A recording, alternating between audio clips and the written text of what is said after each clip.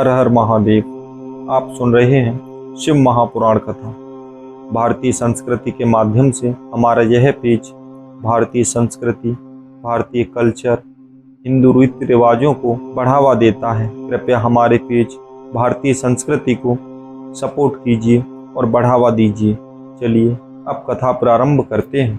रुद्र संहिता द्वितीय सती खंड 27वां अध्याय। दक्ष यज्ञ का समाचार पाकर सती का शिव से वहां चलने के लिए अनुरोध करना।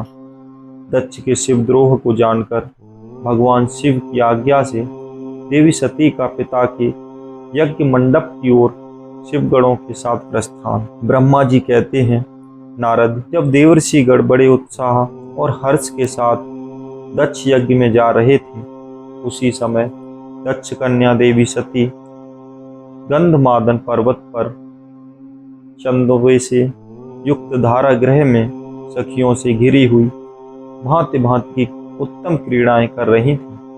प्रसन्नतापूर्वक क्रीड़ा में लगी हुई देवी सती ने उस समय रोहिणी के साथ दक्ष यज्ञ में जाते हुए चंद्रमा को देखकर वे अपनी हितकारिणी प्राण प्यारी श्रेष्ठ सखी विजया से बोली, मेरी सखियों में श्रेष्ठ प्राण प्रिय विजय, जल्दी जाकर पूछ तो आओ, ये चंद्रदेव रोहिणी के साथ कहाँ जा रहे हैं। सती के इस प्रकार आज्ञा देने पर विजया तुरंत उनके पास गई और उनसे यथोचित शिष्टाचार के साथ पूछा, चंद्रदेव आप कहाँ जा रहे हैं।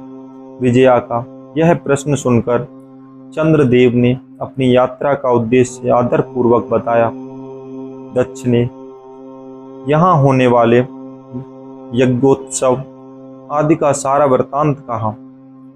वह सब सुनकर विजया बड़ी उतावली हुई, साथ देवी के पास आई और चंद्रमा ने जो कुछ कहा था वह सब उसने कह सुनाया। उसे सुनकर कालिका सती देवी को बड़ा विस्मय हुआ।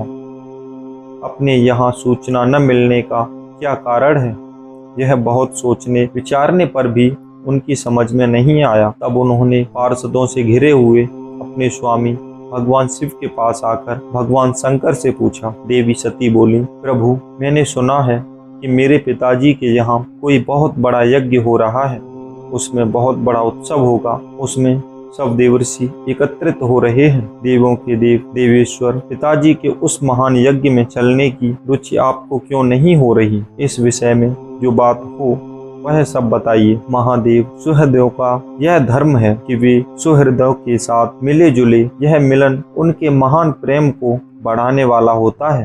अतः प्रभु मेरे स्वामी, आप मेरी प्रार्थना मानकर सर्वथा प्रयत्न करके मेरे साथ पिताजी के यज्ञशाला में आज ही चलिए। सती की यह बात सुनकर भगवान महेश्वर, जिनका हृदय दक्ष के बागवानों से घायल हो चुका था, मधुर वाणी में बोले, देवी, तुम्हारे पिता दक्ष मेरे विशेष द्रोही हो चुके हैं। जो प्रमुख देवता ज्ञान से शून्य हैं, वे ही सब तुम्हारे पिता के यज्ञ में गए हैं। जो लोग बिना बुलाए दूसरे के घर जाते हैं, वे वहां अनादर पाते हैं, जो मृत्यु से भी बढ़कर कष्टदायक है। अतः प्रिय, तुमको और मुझको तो विशेष रूप से दक्ष के यज्ञ में नहीं जाना चाहिए, क्योंकि वहां हमें बुलाया नहीं गया। यह मैंने सच्ची बात कही है। महात्मा महेश्वर के ऐसा कहने पर सती रोषपूर्वक बोली, शंभु, आप सबके ईश्वर हैं। जिनके जाने से यज्ञ सफल होता है, उन्हीं आपको मेरे दुष्ट पिता ने इस समय आमंत्रित नहीं किया है। प्रभु, उस दुरात्मा का अभिप्राय क्या है, वह सब मैं जानना चाहती हूँ। साथ ही वहाँ आए हुए संपूर्ण दुरात्मा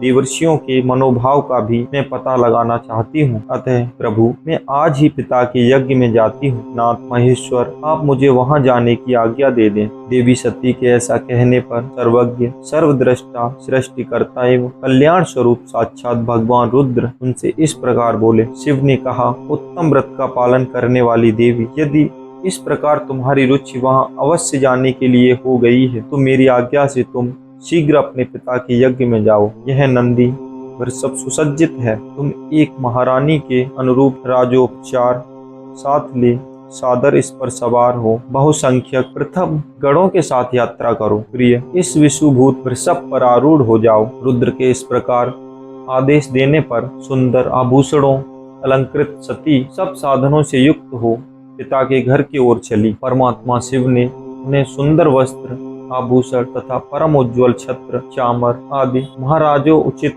उपचार दिए। भगवान शिव की आज्ञा से 60,000 रुद्रगण बड़ी प्रसन्नता और महान उत्साह के साथ कौतूहल पूर्वक सती के साथ गए। उस समय वहां यज्ञ के लिए होने लगा। यज्ञ के लिए यात्रा करते समय सब और महान उत्सव होने लगा। महादेवी जी के गणों ने शिव प्रिया सती के लिए बड़ा भारी उत्सव रचाया। वे सभी गण कौतूहलपूर्ण कार्य करने तथा सती और शिव के यश को गाने लगे। शिव के प्रिय और महान वीर पृथक गण प्रसन्नता पूर्वक उछलते कूदते चल रहे थे। जगदम्बा के यात्रा काल में सब प्रकार से बड़ी भारी शोभा हो रही थी। उस समय जो सुखद जय जयकार आदि का शब्द प्रकट हुआ, उससे तीनों लोग गूंज उठे। इसी के साथ यह अध्याय समाप्त होता है।